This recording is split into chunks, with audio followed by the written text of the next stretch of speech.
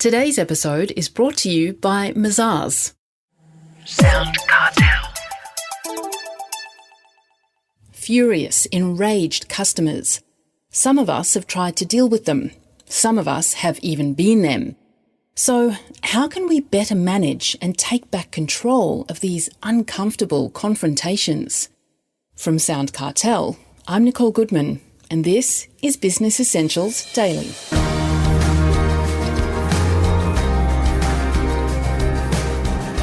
They're the frontline staff's worst nightmare, the angry customer. It's hard not to take it personally when you're on the receiving end of an emotionally charged tirade. So, how do you calm down a difficult customer and ensure they adopt a more reasonable tone? We ask customer service guru Monique Richardson, who spent 20 years helping businesses improve customer engagement. Her new book, Managing Difficult Customer Behaviour, outlines strategies to help teams prepare for a potential confrontation. Monique tells Chris Ashmore there are three parties responsible for customers' behaviour. The first one, she says, includes the business owner. Both organisations and leaders have a really important responsibility to be able to make sure that they have got really clear policies and procedures in place to be able to support their team in managing difficult customer behaviour. So particularly policies and procedures around unacceptable customer conduct, what will happen if a customer does express that unacceptable customer conduct, but also leaders especially need to make sure that they are going to be able to support their team, to be able to provide them with training, with coaching, and also with debriefing if they've had one of those really, really tough interactions, as well as making sure they're available for escalations. The second core area of responsibility is around team members, and that is how they respond to the difficult customer behaviour. And that third area of responsibility is actually around the customer. And so customers need to be aware that they also have a responsibility in how they respond to the team member that will be handling their issues. So that respect and that courtesy needs to be there, and they also need to be really clear about when they could potentially be infringing on the rights or the safety and well-being of the team member that they're interacting with. And how would a customer know what their responsibility is? Is this where you might have something posted or displayed on the shop window? Yeah, so it could be on the shop window, it could be in signage, it could even be on the website where there would actually be a policy outlining that unacceptable customer conduct. I think if you go into a number of retail stores, it could be hospitals or health settings, they'll often have signage that will actually say to the customer that our team members must be treated with respect and courtesy and often those consequences if that behaviour does escalate, which is really great to be able to see. Now, what can you do then, whether it's on the phone or face-to-face, when confronted by an angry customer? The first recommendation I always make to team members is to just stop and breathe. And there's a real reaction that happens when we're first faced with that really angry or upset customer, and that's that fight and flight response. So initially, what happens is if that customer's really angry or upset or even abusive, this fight and flight response kicks in, and that can look like the shaky hands or feeling sweaty, heart rate increasing, feeling sick to the stomach, and there's this whole physiological reaction going on, which sometimes people think, I'm not great at dealing with difficult customer behaviour, when they need to recognise this is our body's physiological way that we respond to any threat. And so when they're feeling those initial feelings, if they can just stop and just focus on their breathing, so using that box breathing technique of just breathing in for 4, holding for 4 and then breathing out, even if they're in front of the customer or on the telephone or they get that email or message on Messenger. That way, if we can stop and pause, we can then control our response, but it also helps to be able to get oxygen back into our brain, which means we can think more clearly. What kind of strategy do you suggest businesses can adopt to help prepare for a difficult customer situation?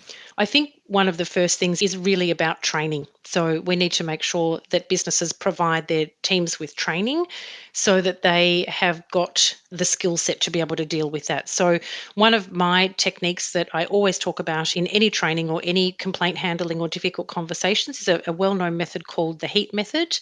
And that's really about 4 steps. So the breathing at the start, and then the very first step is hearing the customer out. So just letting them talk, just letting them vent their frustration, actively listening while the customer's talking or venting. It could be taking notes if it's over the phone, but just letting the customer know that we're listening, be that through some verbal nods, but we just let the customer just let it all out. And once they've vented their frustration, it's usually the first step to be able to de-escalate some of their behavior. The next step that I would always recommend is empathizing, and that is where we want to be able to provide an emotional connection to the customer. So when things go wrong, customers will often talk about how they're feeling, and they'll say things like, I'm so frustrated or I'm so angry.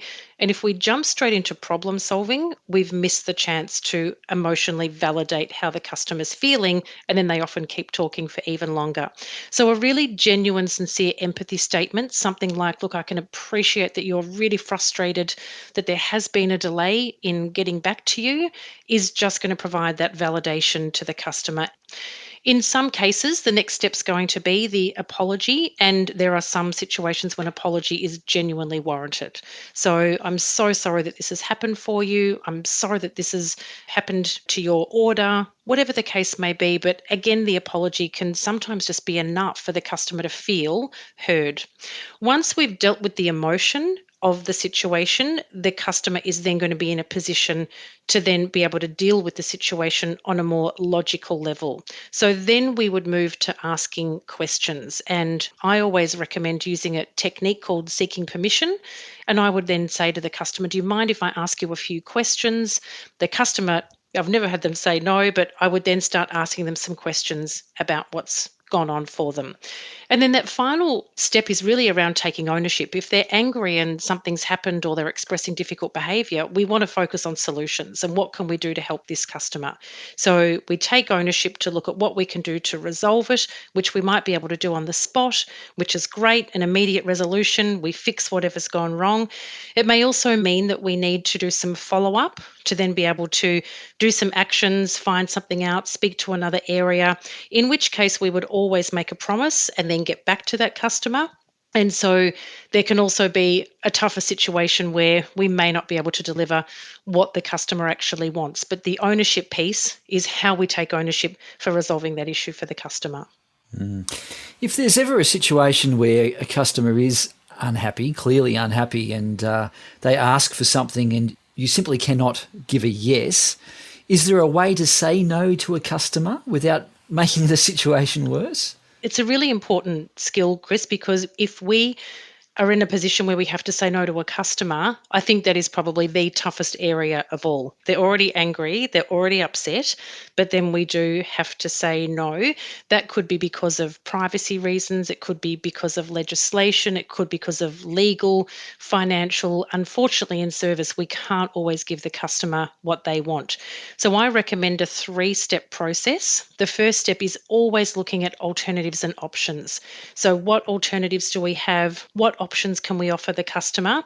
And I always suggest to be able to recommend those first. So we're focusing on what we can do. So another option could be, another alternative could be, and we share that with the customer. If we cannot, there's no options, no alternatives, nothing that we can do, my suggestion is always to be able to explain the reason why. And even just using that language of the reason why we're unable to ... so that we can provide the education opportunity for the customer. Because if they don't know, we need to be able to inform them and to provide an explanation. And the final step is if we can't do what the customer wants and we can't deliver, is just simply to empathise and even to say something like, look, I'm really sorry that there's nothing further that we can do, or I've explored all options for you and unfortunately there isn't anything further we can do, and I do appreciate that's not the answer you're looking for. At least can help the customer move to some level of acceptance. Are there any particular words we shouldn't use when dealing with an emotional customer? Yes, I think there's the trigger words and phrases. I'll probably start with calm down. I don't think anybody's ever calmed down by being told to calm down. Also, avoiding words and phrases, I think particularly around the empathy, things like, oh, I know how you feel. That customer that then's going to come back and go, you've got no idea how I feel.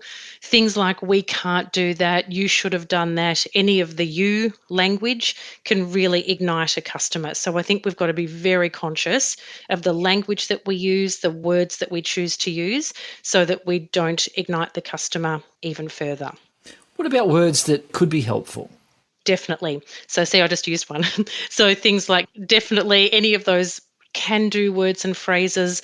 Let me see what we can do. I love let me help you with that. Let me look into that for you.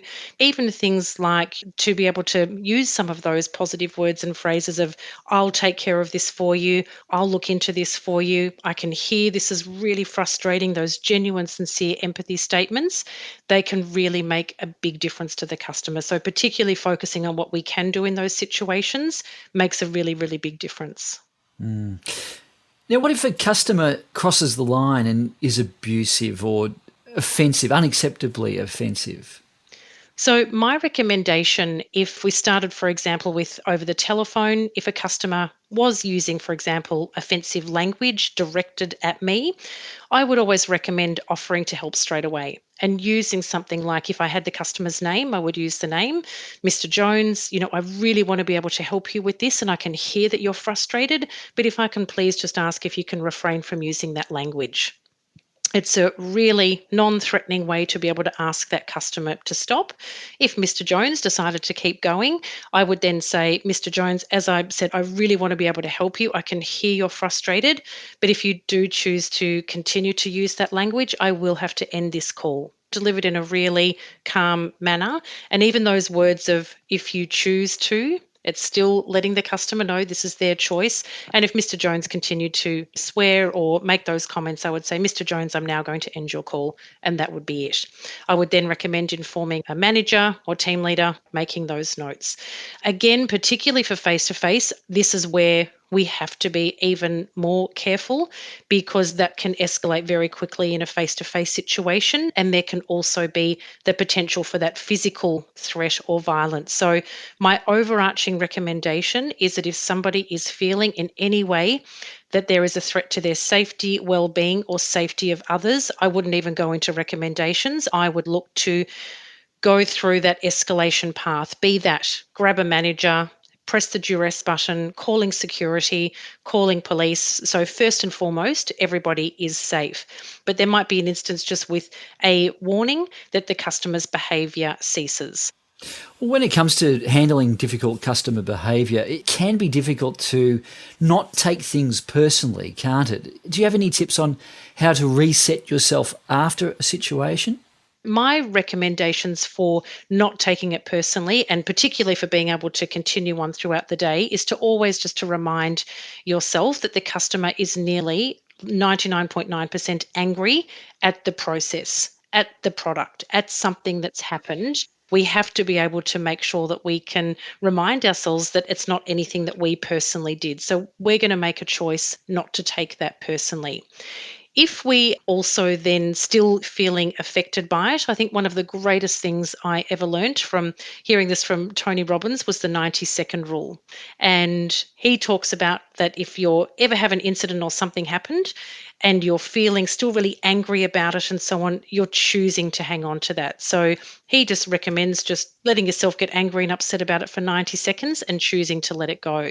If we find ourselves still feeling affected by it, and particularly for those really difficult, tough ones where the customer may have been really abusive or very aggressive, that is also where debriefing can be very, very important. So it may be initially talking to a colleague or maybe even a leader, and in some of the most challenging of circumstances, professional debriefing can also support team members for those particularly tough interactions.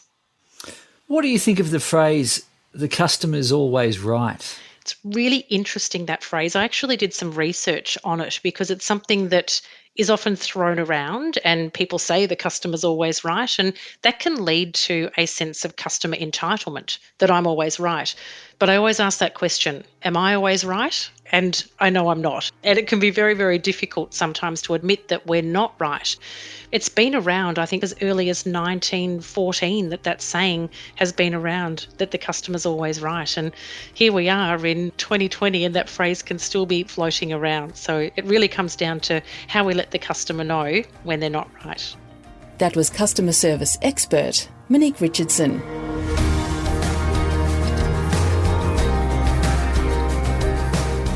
This episode of Business Essentials Daily is produced by the team at SoundCartel.